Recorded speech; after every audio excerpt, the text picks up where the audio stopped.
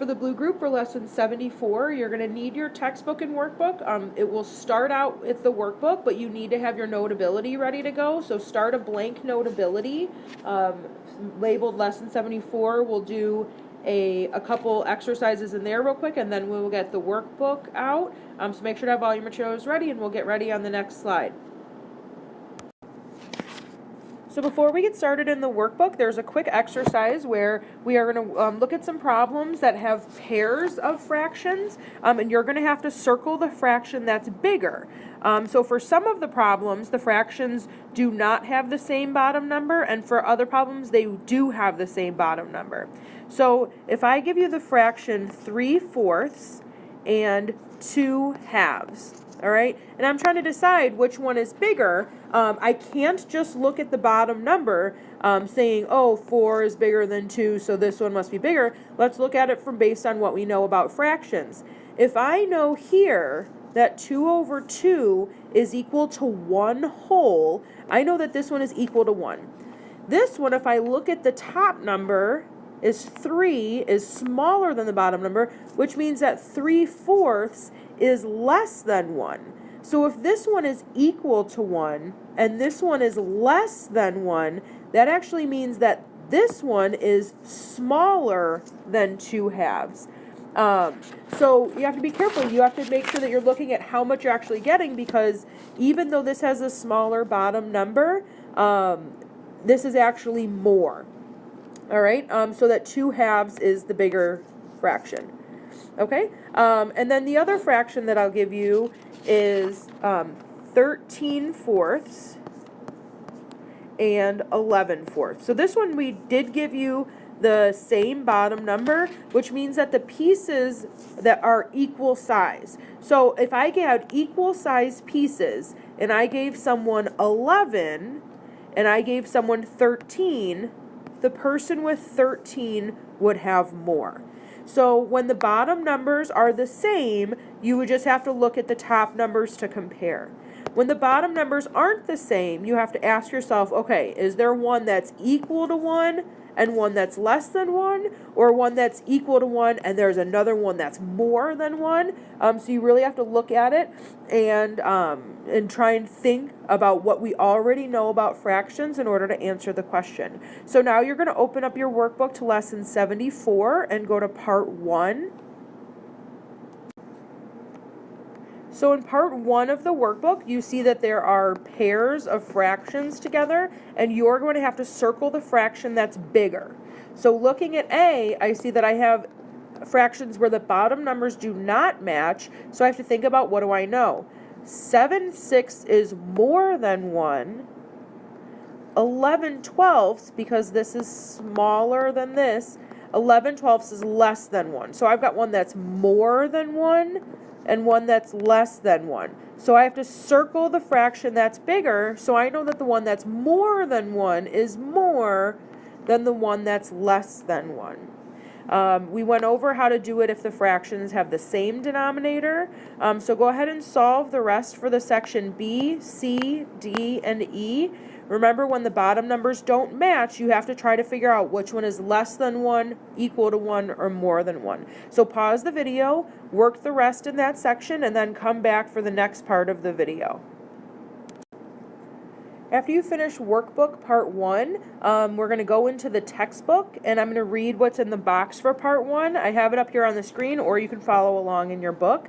Just follow along as I read it. So it says, you've learned to work with fractions. The bottom number of a fraction has a special name, denominator. Right? Denominator is the bottom number of a fraction. We've been calling it the bottom number. Sometimes we've been calling it, so now we're going to try to use the math word of denominator. So if we say the denominator of 8/4 is 4, the denominator is the number that you divide by. So when I have a fraction that I'm going to change into a division problem, the denominator is the one that goes out front. Okay? So the fraction that I have for A is a mixed number. The denominator is 10. That's the bottom number of the fraction, right? The fraction that I have for B, the denominator is 9. because that's the bottom number of the fraction. That's what a denominator is. So you're going to copy down each of the mixed numbers, and then you're going to write the addition problem with a fraction for the whole number that has the same denominator as the other fraction. So we'll do A together, and then you can do B, C, and D.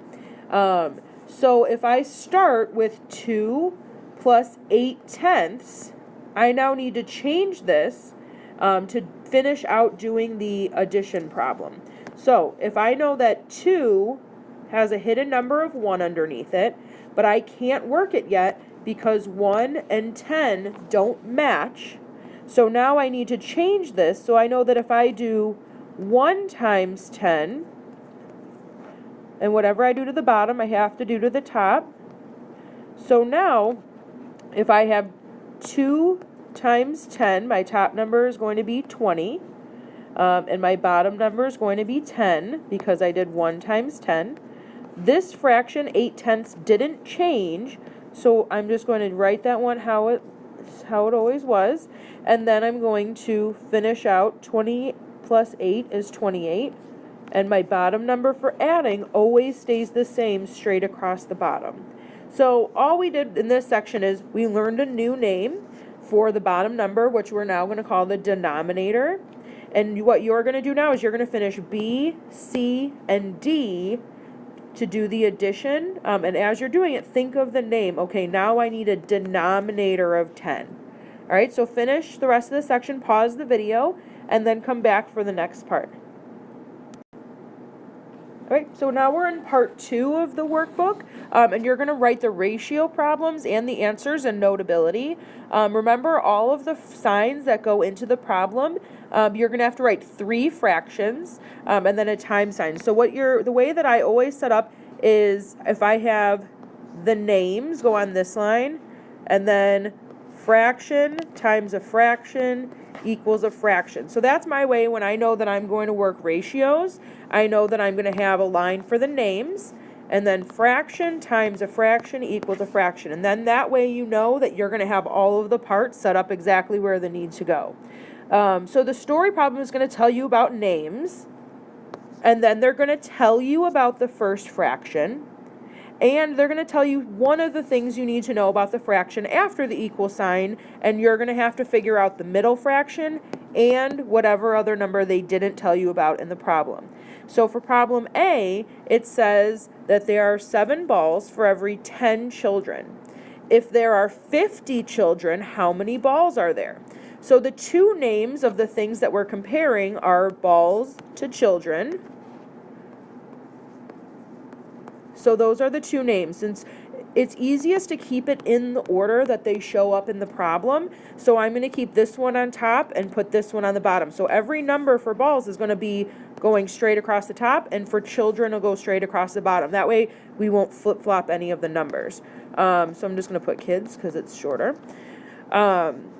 And then the numbers that they gave us for the ratio are 7 for every 10. So that means that there are 7 balls for every 10 kids. And then they gave us another number that says 50 children. So now that I've filled in my first fraction, this number goes in my last. So I always do first fraction, then last fraction. Middle fraction stays empty until I start to solve. So it says 50 children. So I look for where it's supposed to say children, but I wrote kids. Children, and I go to the last fraction, so I'm going to put 50 here. All right, so now it says 10 times a number I don't know equals 50. So since I can't just say 10 times 50, because there is supposed to be a number here, I cannot do the multiplication, which means I have to do the opposite of multiplication, which is division. I'm going to have to do 50 divided by 10 equals this number I don't know yet. So when I do 50 divided by 10, you're going to solve it, and it's going to come to be 5. This fraction in the middle is always going to equal 1. This fraction is always going to equal 1. So now that I know that this is 5, this is also 5. And now if I read this straight across, 7 times 5. I can solve that. There's no missing numbers there. 7 times 5 equals 35. So that means that if there are 50 children, there are 35 balls. So go ahead and work the rest of the problems in that section. Pause the video and then come back when you're ready for the next section. For the next part 3, I'm going to read what it says in the box and you're going to follow along. Some number family problems tell about getting more and then getting less. So here's a number family that you would make for those problems. So here's a number family, but we're changing the names on them to in, out, and up. All right, those are going to be the names. So we used to have difference over here and big number, small number. So now this is a different type of number family called in, out, and up number family. So the first thing that happens is shown by the big number. That's the number that goes in. So in is always the big number. That's the first thing. The next thing that happens is shown by the number for out, because in these family problems, we're getting some in, and then we're getting less, so they're going to be going out. After the number goes out, there's still some left. That's the number you end up with. End up is how much you have at the end. So I've got some in, I take some out, and this is how much I end up with at the end. It's the difference between the number for in and the number for out. So here's a problem. A tank is empty, so there's nothing in the tank. Then 178 gallons flow into the tank. So 178 gallons go in the tank. So you can picture someone putting gas in the tank and they put 178 in. It says then 123 gallons flow out of the tank. So after we put gas in the tank, there is some gas coming out of the tank. So then they want to know how many gallons are still in the tank. So after I put some in and some of it comes out, I need to figure out how much I end up with at the end. So to find the number for end up, you figure out the missing number. And then this is just worked the same way that we always work number families. If we're missing a small number, then you have to subtract to figure out. And you can subtract to 55 gallons. Remember, something goes in, something goes out, and you end up with some. You can use a number family with the names in, out, and end up to work any problem of this type.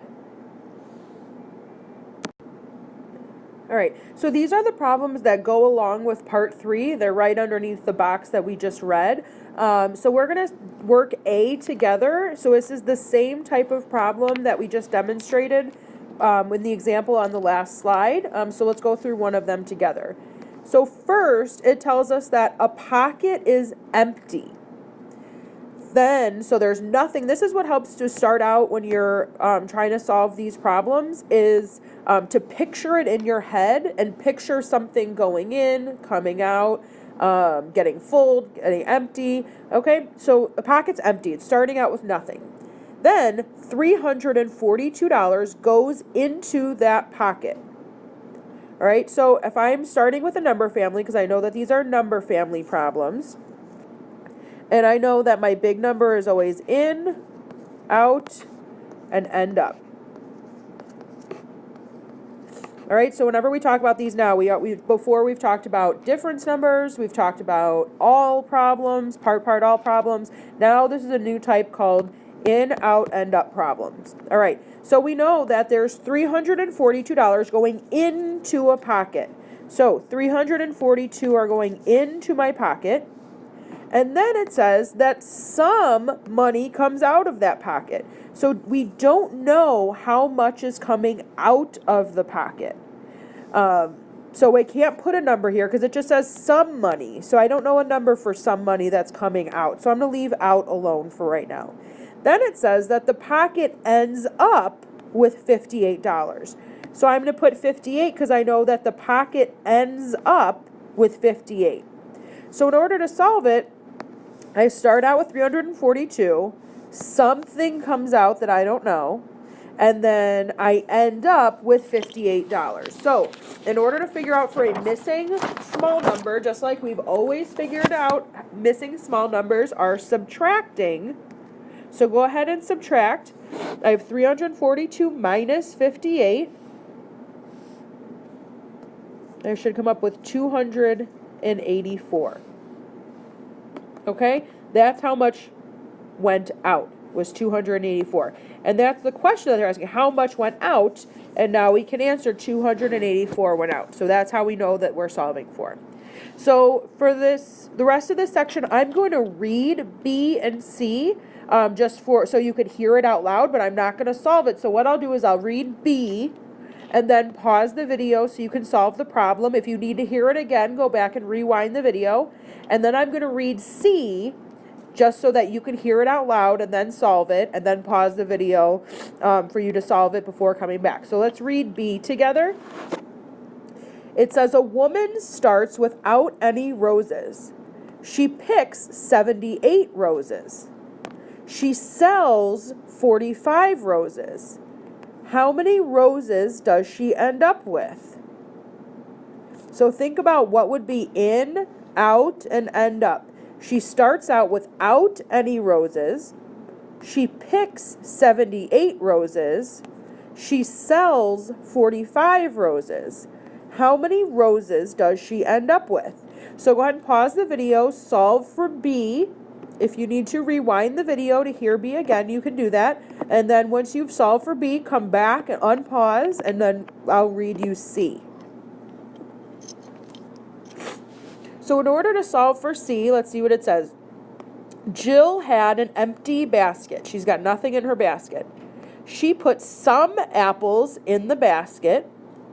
Then she gave away 37 of those apples. The basket still had 14 apples in it. How many apples did Jill put in the basket? So think about in, out, and end up. So here's C one more time. It says that Jill had an empty basket. She put some apples in the basket. Then she gave away 37 of those apples.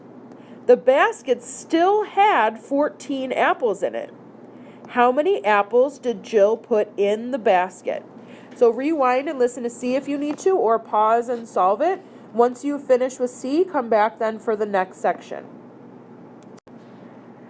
So go to part 4 in your textbook, and you're going to find points on the coordinate grid. Each item is going to tell you what X equals and then what Y equals. Remember that the X arrow is along the bottom and the Y arrow goes up and down.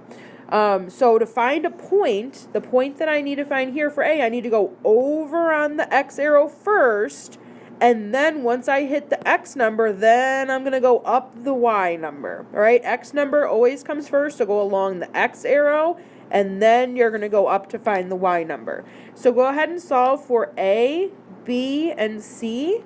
So pause the video and then come back. You're going to be working on your workbook after this section. So don't be confused that I left the independent work in. So we're not on independent work yet. Once you're done with part 4, you're going to go to your workbook. So we'll finish the lesson before you get to your independent work. Okay, so now you're going to part 2 of your workbook, now that we've finished in the textbook. So for all of these problems in part 2, you get the last digit of the answer by working a 2-digit problem. So for some of these problems, there's a 0 in the answer, but for others, there's not. So here's the rule you're going to follow. You write a 0 when you work a 2-digit problem that's already written. You never write a 0 when the 2-digit problem is made up of a remainder with the other digit. Remember, there's no zeros for 2-digit problems that you know have a remainder. Always write zeros above 2-digit problems that are already written. So what they're saying is, let's look at A. I'm going to rewrite it down here so that's a little bit bigger so I can work it. So 3 is going into 4,812. So the first thing that I'm going to look at is 3 going into 4. So I can look at my multiplication chart and I know 3 is going to go into 4 one time. And I know that 3 times 1 is 3. So in order, I got to 3. 3 times 1 is 3, but I needed 4, so I still have one more to go. From 3 to 4 is 1. So my leftover 1 that I need is the 1 gets hidden before the next digit of 8. So now this becomes 18. So remember the rule that we had just talked about. This is a remainder 1 with the digit that was already written. Because it wasn't written originally as 18, we do not put a 0 up here, all right? This was the remainder rule. If you're using a remainder with one of these digits, then I just work it like it's a regular division problem and there's no 0. So 3 goes into 18 6 times. 3 times 6 means 18, which means that there's no remainders. I don't have to write any remainders in here because 3 times 6 is exactly 18, so there's no leftovers. So now I'm looking at it and the next number is 1. So can 3 go into 1? And we know that it can't, so I'm going to underline that I need to now work the problem 3 going into 12. But because this 2-digit number of 12, it's different than this little remainder of 18. This one of 12 was already written that way, so remember the rule means, yes, I do need to put a 0. Remember what we say is that, can 3 go into 1? No. And whenever we say no, we have to write a 0. Now we know that 3 cannot go into 1, so 3 needs to go into 12 4 times. So you're going to have an answer of 1,604. So go ahead and solve the rest of the problems for B, C, and D. Remember to ask yourself, if I'm working a 2-digit number that is made up because of a remainder from before, then I just put the answer. But if the answer is no, it can't go in the way that it was already written, yes, I do put a 0. So do B, C, and D, pause the video, and then come back for the next section. All right, so for part 3 in the workbook, all of these problems start with a fraction and end with a fraction. And you are going to figure out whether the number that you multiplied by, we don't know what the number is, but we can still make our best guess. We have to figure out whether this box is more than 1 or less than 1. You'll know that if the larger value, so we know that 6/8 is larger than 2/3. They've already circled the larger one for you. You have to figure out, I've started with the larger one, and now this one would be smaller. So if I went from bigger to smaller, I must have multiplied by a fraction that was less than 1. Because remember, when you're getting smaller, this one is less. If we look at B, this is the larger one. So I started out small and got bigger, which means that the fraction that was in the box must be more than 1.